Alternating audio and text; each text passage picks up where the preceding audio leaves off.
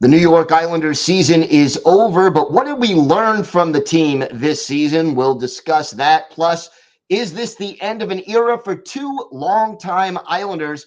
All that and more next on today's Locked On Islanders podcast.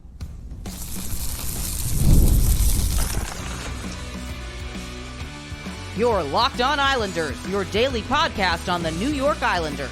Part of the Locked On Podcast Network, your team every day. Welcome, everybody, to the Thursday edition of the Locked On Islanders podcast, part of the Locked On Podcast Network, your team every day. I want to thank everyone who makes Locked On Islanders your first listen every day. Don't forget to subscribe on YouTube or wherever you get your podcasts so you can get new episodes as soon as they drop. Today's episode is brought to you by Monopoly Go. Game off. We got to talk more about Monopoly Go, the fast-paced game that lets you team up with friends for tournaments and unlock awesome prizes like unique stickers for trading, cool playing pieces, and hilarious emojis for taunting your friends. So download Monopoly Go, now free on Google Play or the App Store. Game on. We have got a lot to discuss on today's show. But first, if there's something Islanders related on your mind, if you have a question, a comment, maybe a topic you'd like us to discuss on the show, feel free to email us at lockedonislanders@gmail.com. And if you leave your first name and where you're from, we're happy to mention you on the show when we discuss whatever's on your mind. You could also follow the show on X at Locked On Isles, and you could follow me, Gil Martin, on X at Ice Wars, NYR, VSNYI.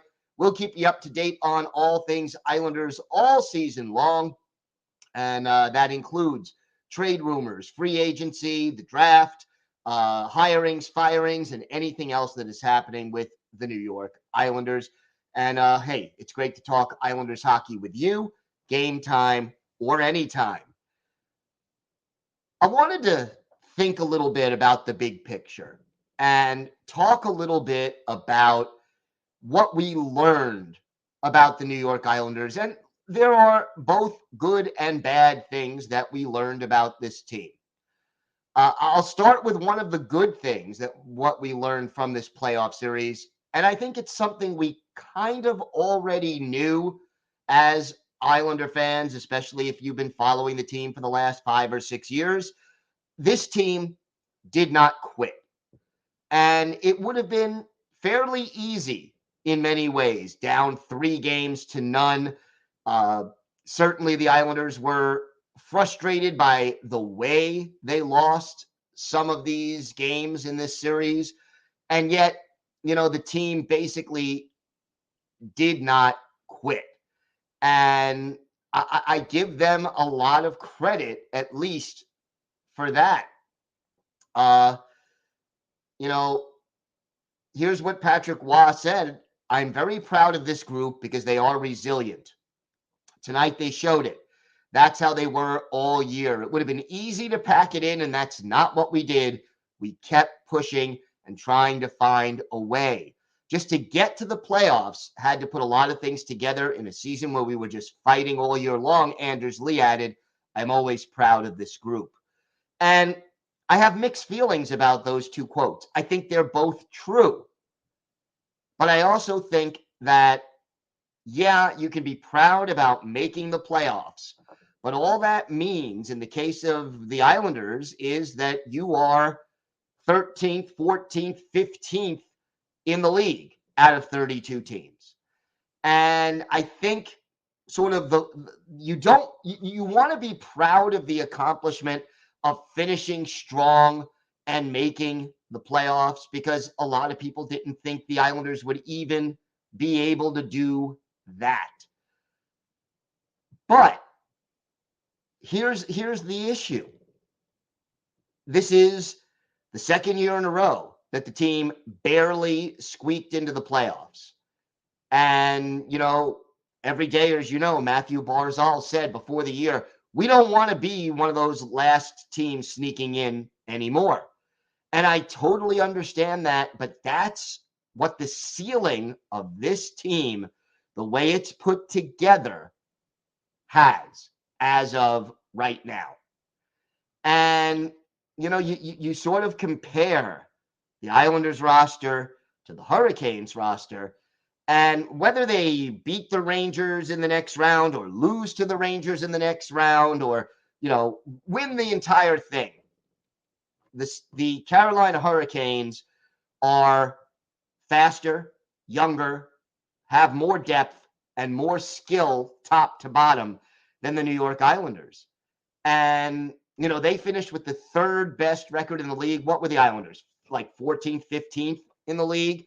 And I think throughout this series, which went only 5 games, you saw the difference between a team that is a fringe playoff team that really, even when they went on those runs to the conference final, the first year, the bubble year, the Islanders wouldn't have made the playoffs at all if the field wasn't extended a little bit.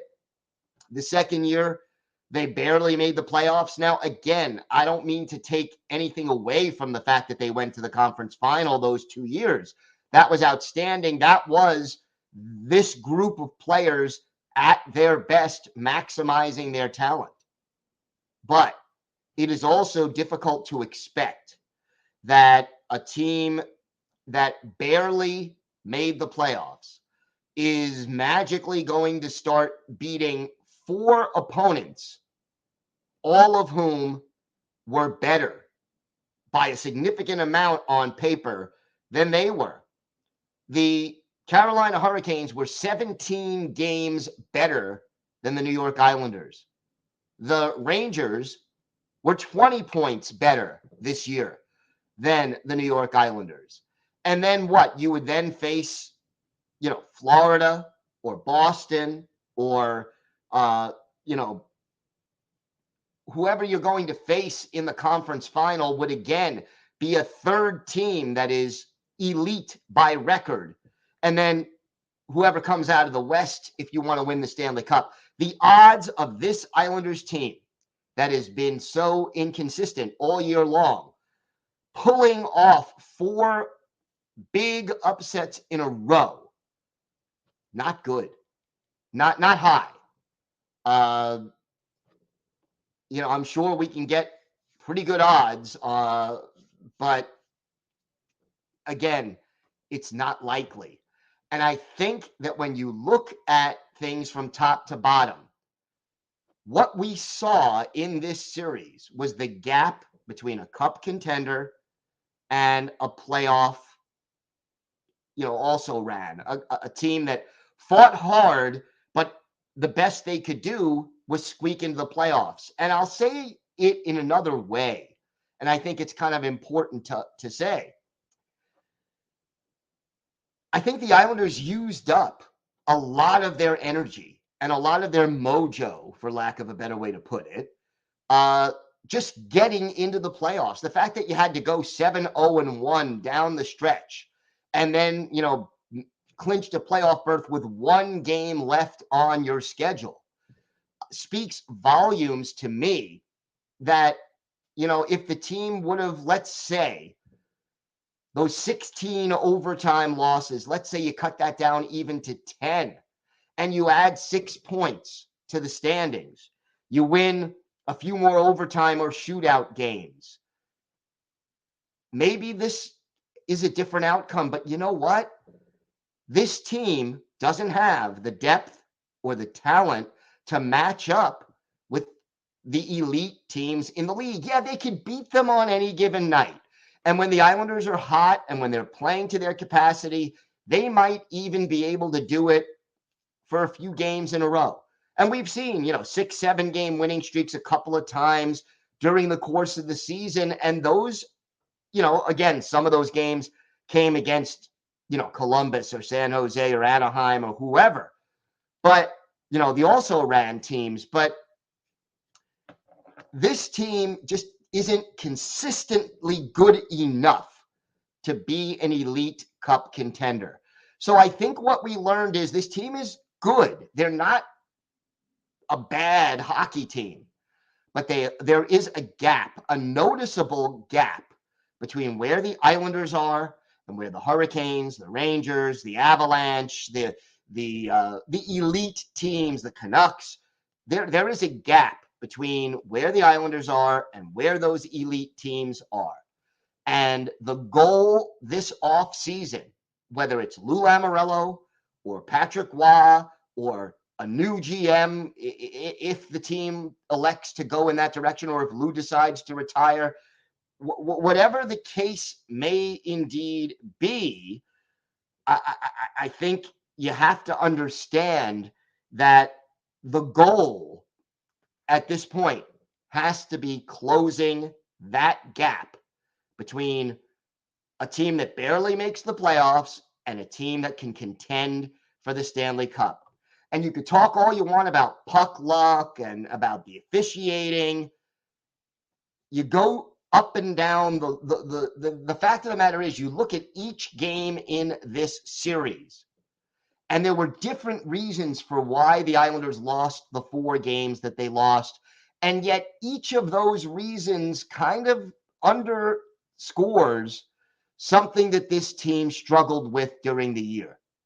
Game 1, they had probably outplayed the Hurricanes for long stretches of it, but they had difficulty finishing. And that's something, because this team doesn't have top six forwards, it's been a problem all year long. Game 2, they couldn't hold a lead. Even though they were being outplayed, they were up 3-0.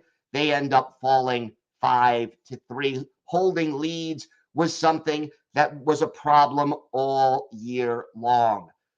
Game 3, they had their chances. They probably were the better team for most of that game, but it wasn't good enough. And game 5, the last game that they lost, they started slow, had to give an all-out effort to even it up, and they did, because they are resilient, but they couldn't hold on. And in the third period, Carolina separated themselves from the New York Islanders with the help of some pretty bad bounces. All right, we have got a lot more to get to on today's show. We're going to talk about 2 longtime Islanders who may have played their last games in an Islander uniform. We'll talk about that. We'll really ask the question, was this season a success? And if so, in what way? So we'll talk about that. Plus, for our Islanders birthday of the day, a player who was a part of the Islanders' last Stanley Cup winning team and played with the team through the mid-'80s. Let's see if you can guess who that defenseman is. We've got that and a whole lot more coming up on today's Locked On Islanders podcast. Today's episode is brought to you by Monopoly Go. All right, game on, folks. Well, first, game off, okay? We got to pause here to talk more about Monopoly Go. I know what you're saying, flag on the play. You already talked about that. But look, there's just so much good stuff in this game. And in Monopoly Go, you could team up with your friends for time tournaments where you work together to build up each other's boards. The more you win together, the more awesome prizes you unlock, and there's so much to get. Unique stickers that you could trade with a friend to complete albums for big prizes. Cool new playing pieces to travel the boards with. Hilarious emojis to taunt your friends when you smash their buildings or heist their vaults. Plus, Monopoly Go feels new and exciting every day with constantly changing tournaments and challenges. A ton include their own unique mini games like digging for treasure or robot pachinko machine. And there's always new timed events that help you win big, like massive multipliers for everything you win or rent frenzies. There's always something fun to discover in Monopoly Go, so get off the bench and go download it free on Google Play or the App Store. Game on!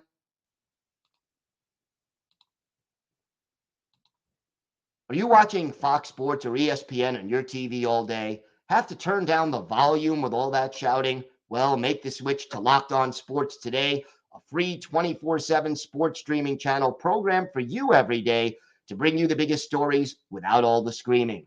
Locked On Sports Today brings you can't-miss analysis, opinions, and news, streaming 24/7 on YouTube with a free Amazon Fire TV channels app. Part of the Locked On Podcast Network, your team every day. So I have to mention this. And, we can talk all day long about some of these older players in the lineup and how they're not playing as well as they did 5 years ago or so. And maybe it's time for the Islanders to move on from them. And I get it. I get it. But that doesn't diminish what these players who may be a little bit past their prime did for this organization. And two such players, Cal Clutterbuck and Matt Martin, may very well have just played their last game with the New York Islanders. Both of them, as we mentioned on yesterday's show, have expiring contracts, and they'll be unrestricted free agents at the end of this year. So are either one of them back? I don't know. Matt Martin was an Islander for 13 seasons in his 15-year NHL career. He was a Toronto Maple Leaf for 2 years in the middle of that in 2016-17, 2017-18, but 823 games in an Islander uniform, 73 goals, 82 assists, 155 points, and 985 penalty minutes. And he had 3,402 career hits as an Islander. Matt Martin was a great part of this community. He always gave his all. And yeah, at the age of 34, in fact, he'll be 35 in a week. When you play a physical style of hockey like that, it takes a toll on your body. I think the fact that Matt Martin was only able to play 57 games this year tells you that he is indeed slowing down a little bit, and that maybe, the Islanders will not offer him another deal. So as far as I'm concerned, Matt Martin, thank you for everything you did for this team on and off the ice, and for being a great Islander. And then the other player, obviously, is Cal Clutterbuck. Clutter is 36 now. He will turn 37 in November. Cal Clutterbuck said a month ago that, he wants to come back. He thinks he can still do it. He played all 82 games this year. And for a fourth line guy, 7 goals, 19 points, not bad production. He was still a +4, only had 32 penalty minutes. And Clutter spent 11 years with the New York Islanders, 81 goals, 183 points. He was a +8, 361 penalty minutes. He and Matt Martin and Casey Cizikas for a long time made up what, the identity line, also known by the nickname of the best fourth line in hockey. And while I will freely admit, this year, they even broke up the line because they called up Kyle McLean and moved Casey Cizikas to the wing or to the third line. I get it. I totally get it. But Cal Clutterbuck officially is the NHL's all-time hit leader with 4,029 career hits. Now, hits are only a fairly recent statistic, so you got to take that with a certain grain of salt. That some of the old timers, I don't even want to think about how many hits Gordie Howe would have been credited with back in the day. But regardless, the fact that in the last 2 decades or so, since hits became a statistic, the fact that Cal Clutterbuck has more than anybody over the course of his 17-season NHL career, 11 of those with the Islanders, speaks volumes. Clutter wore a letter on his sweater for a reason. He is a leader on and off the ice, a guy that was respected and liked very much in the locker room, was good with the fans. And if indeed this was Cal Clutterbuck's last game as an Islander, not the way, obviously, he wanted to go out. And again, just have to say to Cal Clutterbuck and Matt Martin, thank you very much for everything you did for the team, for the fans, for the organization. And thank you for entertaining us over, the last decade plus in, by playing your hearts out for the New York Islanders. It may very well be time to move on from these players, but that doesn't take away from the fact that they were great Islanders, that they contributed a lot to this team and to this region, and that we very much appreciate everything they did over the course of their career. So, Matt Martin, Cal Clutterbuck, thank you. And we appreciate you. And, while it may be time to move on, that doesn't make it easy. And that doesn't make it, something that we enjoy doing. So kudos to both of those players for their time with the Islanders. And again, if I had to predict, I don't think they're back, but stranger things have happened, and we'll see what the general manager, whoever he is, whether it's Lou or somebody else, decides to do. We've got more to get to on today's show. We will discuss whether or not this season for the Islanders was a success, or maybe in what ways was it a success. We've got that, plus our Islanders birthday of the day and more coming up on today's Locked On Islanders podcast. Today's episode is brought to you by FanDuel. It's winner take all time in the NBA and NHL, and FanDuel's giving you a shot to bring home a big win of your own. Right now, new customers get $150 in bonus bets with any winning $5 bet. That's $150 to bet on spreads, money lines, player props, and more. And look, you got the NBA playoffs, you got the Stanley Cup playoffs, baseball is in full swing. You could even bet on, football, NFL futures if you want. It's all there. And maybe Islander fans, even though the Islanders aren't in, wouldn't it be fun to bet against the Rangers, for example, and make some money doing that? You got to check out all the odds at FanDuel.com/lockedon. That's FanDuel.com/lockedon, and make every playoff shot count. FanDuel, America's #1 sportsbook. Locked On has launched the first ever national sports 24/7 streaming channel on YouTube, and now it's also available on Amazon Fire TV and the free Fire TV channels app. Locked On Sports Today is here for you 24/7, covering the top sports stories of the day with the local experts of Locked On, plus our national shows covering every league. Find Locked On Sports Today, now available in the free Fire TV channels app. So was this season a success for the New York Islanders? And look, overall, you could take the approach, yeah, you didn't win the Stanley Cup. The season was not a success. Maybe in some ways that's true. The goal every year is to win a championship. The Islanders haven't done that in 41 years and counting, unfortunately. But here's the deal. There were some successes this season. There were some aspects of the season that were positives for this team, and they were positives that could have long-term implications for the franchise.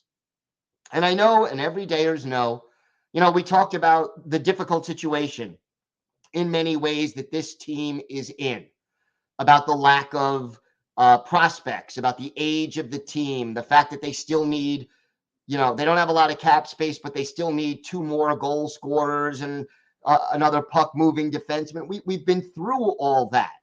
And those are all true, okay? But that doesn't mean there weren't successes. Getting into the playoffs after struggling early is a positive. And the resilience of this team is a positive. Now, if they were better, they wouldn't need to be as resilient. I'll grant you that. But the resilience itself was a positive. Finding Patrick Roy and bringing him in as coach, to me, is a positive. I think after the adjustment period ended, the Islanders certainly played better under Roy down the stretch than they did in the first, 55 games or so under Lane Lambert. And I think Roy gives the team reasons for optimism going forward. Now, it is going to be up to the GM to get Patrick Waugh the players he needs to implement his system properly and fully. He didn't have that. He needs a team that is faster and a little bit more aggressive. And it'll be up to Lou Lamoriello, or if Lou retires or is let go, whoever takes over as GM. And that could be Patrick Waugh, even, depending on the situation. But, it'll be up to the organization to do that. But I think finding Patrick Waugh gave this team a jump, and they played better under him down the stretch than they did early in the season. I think the emergence of Noah Dobson was definitely a positive. I think that, a 60 assist, 70-point season takes the offense to another level for Dauber. And again, defensemen tend to take a little longer than forwards to develop. Noah Dobson is 24 years old. So, he's arriving right on time. He scored 21 more points this year than he did a year ago. And I think he really did establish himself as an offensive defenseman. He still needs work on what he's going to do in his own zone. I'm not saying that Noah Dobson is one of the best 2 or 3 defensemen in hockey. He's not there yet, but he has made it clear that he can be an elite offensive defenseman. And think about this. Imagine if the Islanders had 2 more finishers on their team. I think you would see even more impressive statistics from Dobson. Bo Horvat scored 33 goals this year, and I think that's a positive. A lot of people were concerned, myself included, that, last year was a career year for him. The Islanders don't have as much offense as the Canucks did. His statistics will suffer. They went down a little bit, but, if you remember before the season, I said, get me 25 goals and 60 points. Bo Horvat got 33 and 68. He more than accomplished that much. I think that was definitely a positive. And I think the emergence down the stretch of Kyle McLean as a bona fide NHL fourth liner with some more upside was definitely a positive for this team. And I think some of the things we saw, at least on the PK from Simon Holmstrom, were very positive as well. That being said, and everydayers, I said it yesterday, and we'll keep discussing this all throughout the offseason. This team still has a lot of holes to fill and a long way to go. And we will go over all of it every step of the way throughout this very busy offseason. Time now for our Islanders birthday of the day. We're a day early on this one, but Friday will be the 61st birthday of former Islanders defenseman Paul Bleier, the Sydney, Nova Scotia native, drafted by the Islanders in the first round back in 1981, 21st overall pick. Played 1 game for the Isles in 81-82, 29 more in 82-83, and then really became a full-time NHLer by 84-85, spent 2 full years with the Islanders, including his best season, which was 84-85, 12 goals, 35 points, and 90 penalty minutes. Later played for the Bruins, the North Stars, 4 games for the Rangers, a few more for the Jets, and then finished his career in the minors and in Switzerland, and just basically ended his career after the 90-91 season. Paul Bleier, 6 foot, 200 pounds, kind of a two-way bottom pair defenseman, maybe middle pair, 288 career NHL games, 27 goals, 110 points, 358 penalty minutes, add a goal and 10 points in 41 playoff games, with all but 5 of those coming in an Islanders jersey. And yes, he did play in a couple of playoff games during the 1983 final Islanders Stanley Cup winning team. Went on to coach in as an assistant in juniors and in the AHL in the mid to late 2000s. So certainly he stayed active in the game. One of Paul Boutilier's better games as an Islander, November 10th, 1984, home game at the Nassau Coliseum. The Pittsburgh Penguins are the visitors, and in goal, Michel Dion for Pittsburgh, battling Billy Smith in goal for the Islanders.